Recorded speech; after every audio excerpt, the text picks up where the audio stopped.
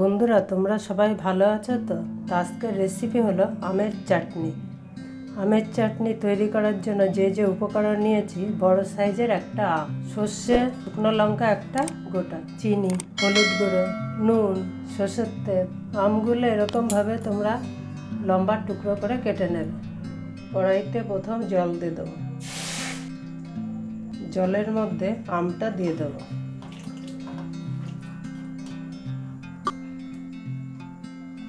সিদ্ধ করে নেব।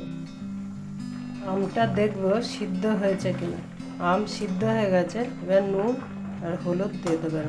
সিদ্ধ হওয়ার পরে নুন আর হলুদ দেবে, সামান্য একটু হলুদ দেবো আর নুনও সামান্য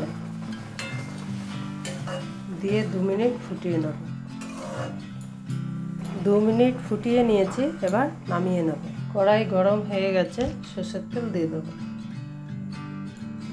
তেল গরম হয়ে গেছে, এর মধ্যে সর্ষে দিয়ে দেবো সামান্য, আর দিয়ে দেবো শুকনো লঙ্কা।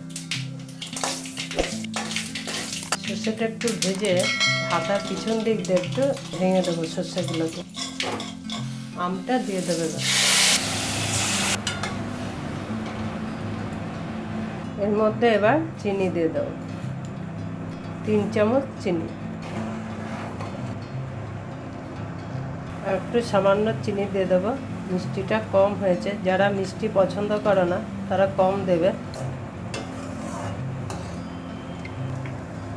এরকম বাড়িতে তোমরা বানিয়ে খাবে আমের চাটনি, খুব ভালো লাগে। কম সময়ে কম খরচে খাওয়ার শেষে এরকম চাটনি হলে খুব ভালো লাগবে খেতে।